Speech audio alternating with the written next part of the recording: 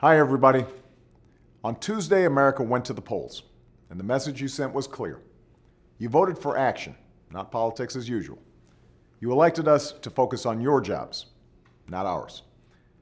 That's why I've invited leaders of both parties to the White House next week, so we can start to build consensus around challenges we can only solve together.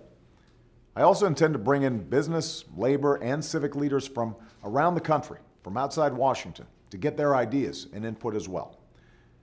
At a time when our economy is still recovering from the Great Recession, our top priority has to be jobs and growth. That's the focus of the plan I talked about throughout the campaign.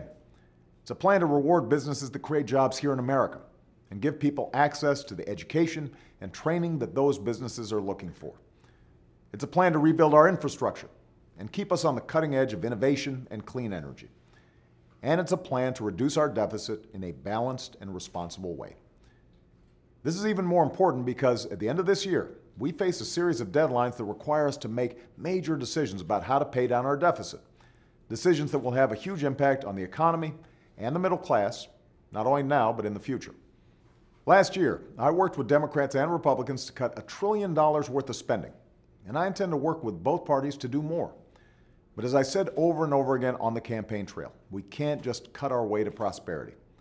If we're serious about reducing the deficit, we have to combine spending cuts with revenue.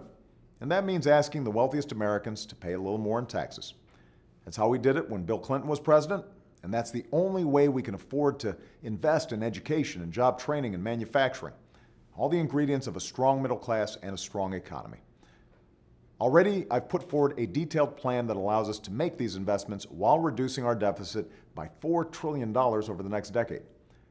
Now, I'm open to compromise and new ideas, but I refuse to accept any approach that isn't balanced.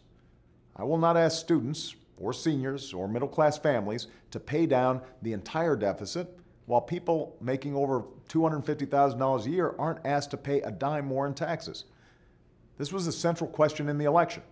And on Tuesday, we found out that the majority of Americans agree with my approach: Democrats, independents, and some Republicans. Now we need a majority in Congress to listen. And they should start by making sure taxes don't go up on the 98% of Americans making under $250,000 a year, starting January 1st. This is something we all agree on, that taxes on middle-class families should not go up. Congress should permanently extend the middle-class tax cuts right now, even as we negotiate a broader deficit reduction package. It's a step that would give millions of families and 97% of small businesses the peace of mind that will lead to new jobs and faster growth. There's no reason to wait. We know there will be differences and disagreements in the months to come. That's part of what makes our political system work. But on Tuesday, you said loud and clear that you won't tolerate dysfunction or politicians who see compromise as a dirty word.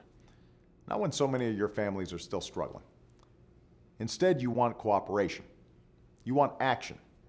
That's what I plan to deliver in my second term, and I expect to find leaders from both parties willing to join me.